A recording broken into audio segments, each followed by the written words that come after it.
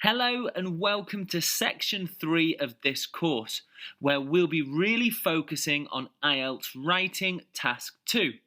In this lesson, I'll be covering all the basics to introduce to you what Ielts Writing Task 2 is. I'll also show you the 5 different question types that you might see in Ielts Writing Task 2. And I'll also quickly show you the 4-part structure that we use to answer all questions in this part of the Ielts test. As with all my lessons, it's really important that you do take some notes, and I'm going to make a short quiz to test your knowledge at the end of this lesson. Here is some key information to introduce Ielts Writing Task 2 to you. You must write an essay about a given statement and question. It may be that you have to agree or disagree with this statement, or it could be that you're discussing both sides of an argument. Whereas Task 1 is a factual report, Task 2 is more about giving your own opinions and ideas. In Ielts Writing Task 2, there is a minimum word count of 250 words. I strongly suggest you don't write 500 words or more. A lot of students make this mistake, and it means that they don't meet their time limit and can't complete their essay. There's a recommended time limit of 40 minutes, which means altogether Ielts writing will take 1 hour to complete, 20 minutes for Task 1, and 40 minutes for Task 2. As I stated previously, Ielts Writing Task 2 is worth double the points of Ielts Writing Task 1. For this reason, to achieve a high band score in Ielts Writing, Task 2 is very important. Finally, there are 5 types of questions that you could get in Ielts Writing Task 2. Now, if you are studying from other websites or courses, it may be that they teach 4, 5, or maybe 6 questions, but I like to teach it as 5 questions. So this is the key basic information about Ielts Writing Task 2. I'm now going to quickly show you the 4-step sequence to organise our answer, as this will help us to understand the 5 question types. In this 4-step structure, we have an introduction, 2 supporting paragraphs, and a conclusion. Pretty simple. I recommend that most students stick to this structure to help you organise your essay. We'll be going into a lot more detail about the 4-step structure later on in this section of the course, but it's good to see now to help us really understand the 5 question types. Let's move on and take a look at the 5 question types now. One of the most popular questions you could be given is an agree or disagree question.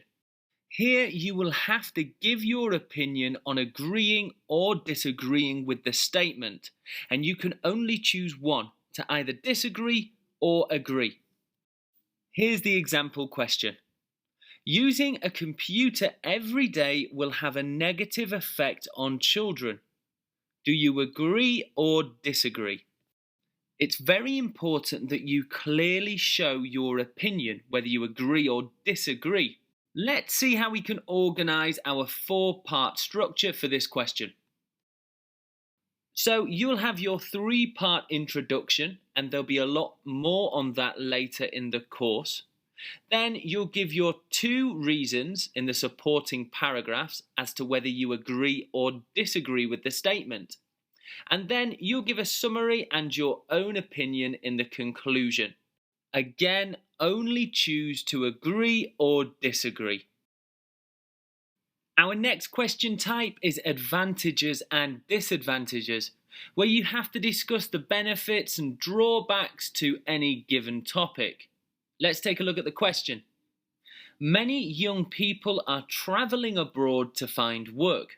What are the advantages and disadvantages of leaving your country to find work? As with all Task 2 questions, our three-part introduction remains the same. In your first supporting paragraph, you can give an advantage. In your second supporting paragraph, you can give a disadvantage. This way, our essay will be equal and balanced for the advantages and disadvantages. In our conclusion, you give your summary, and it may be that you're asked to give your opinion. Not all of these questions will do that, but if they do ask you your opinion, you could add 2 to 3 sentences in your final paragraph stating how you feel about the statement. Next up, we have the discussion question, where you have to discuss 2 different points of view and then give your own opinion. Here's the question. Some people believe that the best way to reduce crime is to increase the length of prison sentences. Other people, however, believe there are better methods to reduce crime. Discuss both views and give your opinion. And here's our structure. In the first supporting paragraph, you can discuss viewpoint 1. And in the second supporting paragraph, you can discuss the other viewpoint given in the statement question. In the conclusion, summarize and give your opinion. Our fourth question is called the problem and solution. The internet has transformed our society, but has also created new problems. What are some serious problems associated with the internet, and what solutions can you suggest? Now, you may be thinking, what if you're not an expert on the topic in the statement question? For example, in this question, what if you don't know a lot about the internet? Well, try to think logically and think of some solutions that you could suggest that might help fix problems. Here is our 4-step structure. So much like the other question types, the introduction and conclusion remain pretty much the same. Our first supporting paragraph is where we can discuss all of the problems associated with the statement.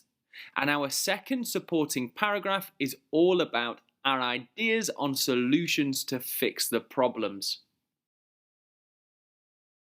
Now on to number 5, which is the 2-part question.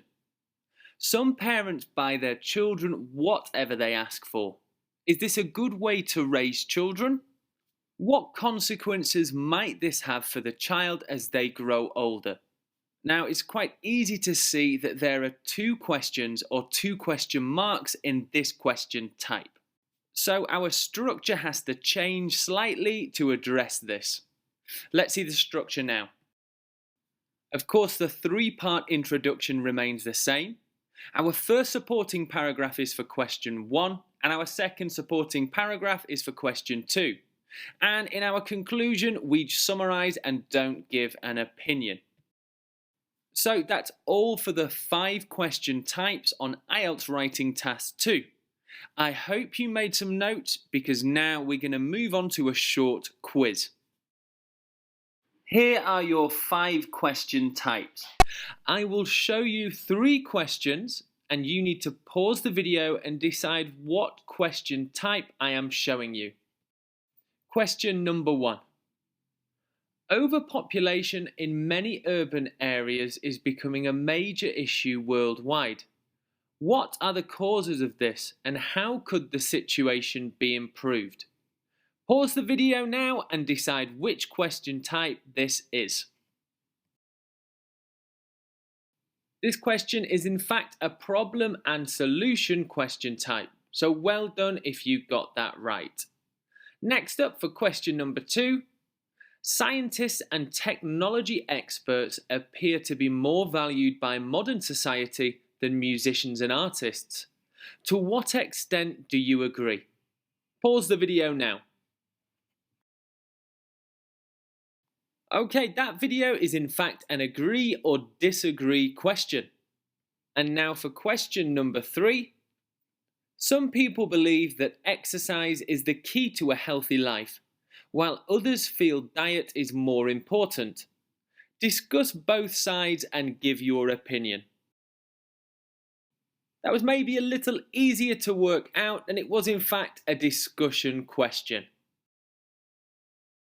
That brings us to the end of our first video in section 3, all about IELTS Writing Task 2. Quickly review your lesson, know it, and if you feel ready, I will see you in the next lesson.